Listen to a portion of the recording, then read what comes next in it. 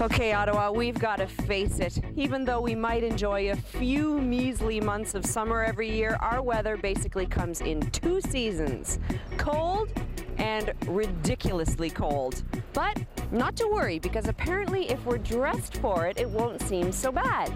So I say we get bundled up with Allison's advice on how to look hot when it's not.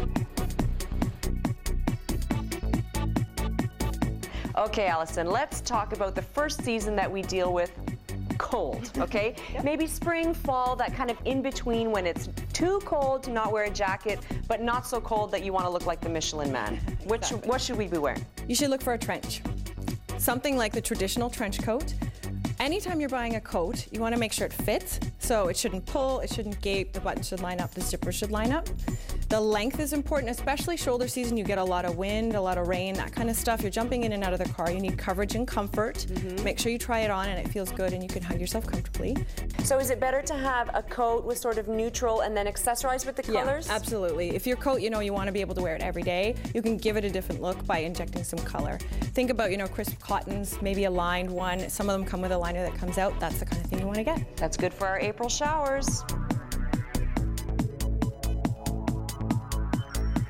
Okay, Allison, next season, the one that we're probably most famous for here in Ottawa, the ridiculously cold, -1 million wind chill. What should we be wearing to look nice at the same time? Because gosh, it feels hard. It's a challenge, but we have 8 months a year to practice.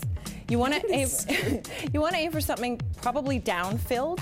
That will give you the highest level of warmth. Luckily, the black puffy coat came in a few years ago and it's stuck around, so you can get amazing different versions of it. You want something long and narrow, like close fitting, because you don't want to look like the Michelin Man. You don't want puffy and round, you want narrow and long.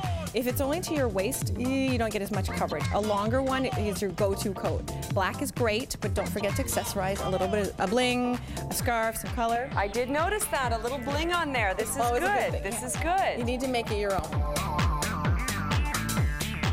The next thing we want to know about is a little bit trickier. It's when we're getting dressed for the warmth, but we're going out at nighttime, an event. We're all dressed up and we don't want to cover it. That's it. You don't want to feel bundled up. So this is your opportunity to really just kind of go for it. Think about patterns, think about textures, think about embellishment. You don't necessarily have to think about, is it down-filled, is it warm, is it wool, is it full length? What about footwear for this? Because if it's that cold, chances are there's snow and slush. It has to be waterproof and it has to be warm. That used to be like lumberjack, old school boots, but now you can get lots of great boots that fit those parameters that look good too. And looking cold is never stylish. Or you can just try and get your husbands to drop you off the door. That too.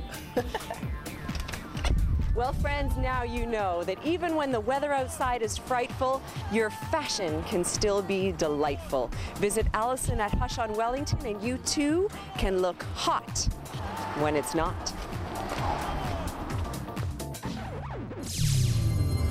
There you go. TL's helping you look fashionable this winter right here on Ottawa Living, and there's something pulling at my jacket. What the?